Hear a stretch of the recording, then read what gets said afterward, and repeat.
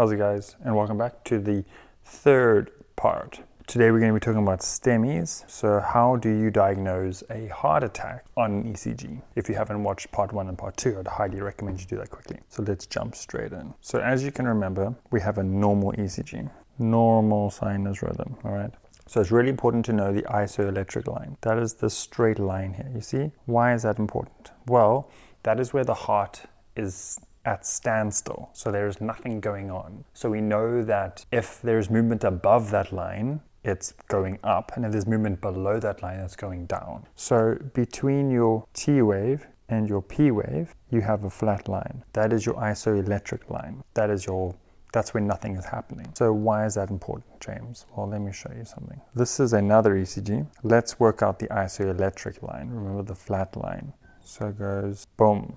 Now we're going to look at a STEMI. So STEMI stands for ST elevation myocardial infarction, which this is the ST segment, and a myocardial infarction is just a heart, however you spell attack. I'm not even sure if there's a double T. So what's happening here? All right, let's have a look. So this is your P wave. Here's your QRS. Here's your T wave. So do you notice something strange? Yeah, really strange. So the question you need to ask yourself when you're looking at a STEMI, so you want to look at the ST segment. So this is your S and your T segment. So everything between here, all right? The point where you want to look at is where you have a change in direction. So that would be this point right over here, So the question is, how many blocks is that little thing above the isoelectric line? Remember this line over here. So that line is coming along here quite nicely. So we have 1 block, 2 block, 3 blocks, 4 blocks. So this would be diagnosed as a 4 millimeter ST segment myocardial infarction, or ST elevation, 4 millimeters of ST elevation. So this is just on lead 3. So you might be like, well, James, you haven't told me what lead 3 means. Okay, that's fine. That's fair. I accept that. So when you're putting on ECGs, you have so this is your left and your right, because it's opposite. We have your left arm probe and your right arm probe and your right leg probe and your left leg probe. So your 4 normal leads, or 3 normal leads, but you need 4 here.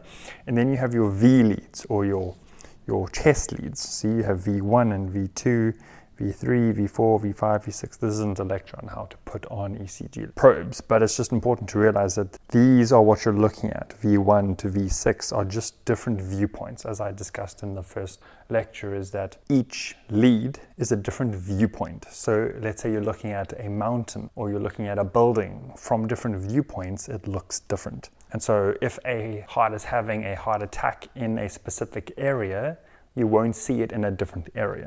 That's important to notice. So let's look at a 12 lead. You might be like, James, what is going on here? So let me explain. So you have your lead. See, it tells you lead 1, lead 2, lead 3. Then you have lead V1, then you have V2, V3, V6, V5, V4, AVR, AVL, AVF. So these are your 12 leads, you see. So we just ignore that. So we have 3, 6, 9, 12. So this area here is lead 1. This area here is V1. This area here is V3. Does that make sense? And that's V6, that's V5 and V4. And so these are different areas of the heart, and they correlate to specific parts of the heart. But all that's important is for you to know how to diagnose a STEMI, a ST elevation myocardial infarction. So you need to be able to look for ST elevation. Remember, we looked at this drawing, that's a mess. We have to have this ST elevation part. All right, that's what we're looking for. All right, let's get back. How do we know what we're looking at? Okay, so there's an acronym.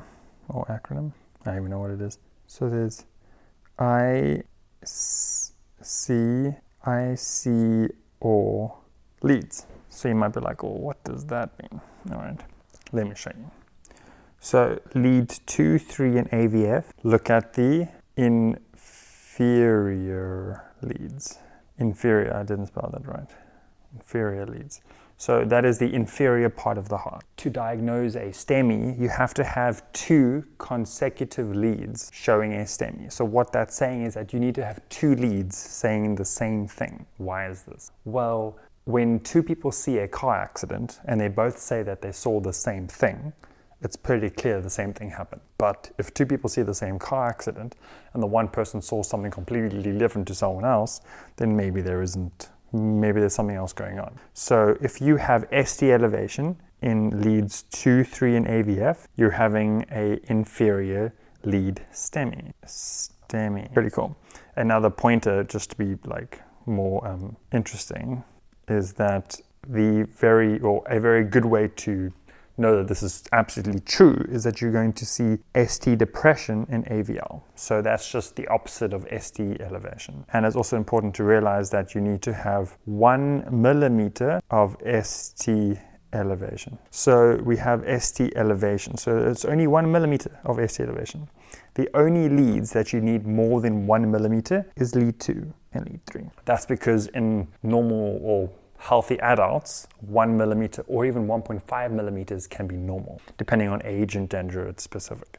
So let's get back to IC or leads. So the S part is your septal. This is lead V1 to V2. So if you have V1 to V2, if you have ST elevation in lead V1 and V2, you're having a septal MI. Pretty straightforward.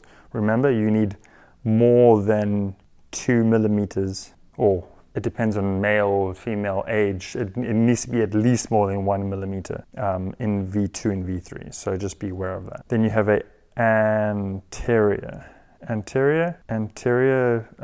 MI. That is your V3 and V4. So this is your inferior, this is your septal, this is your anterior, and then you have your lateral. So then you have your V5 and V6. So if you have ST segment elevation in V5 and V6, you are having a lateral. If lead 1 is involved with your V5 and V6, then you're having a high lateral, but that's not so important.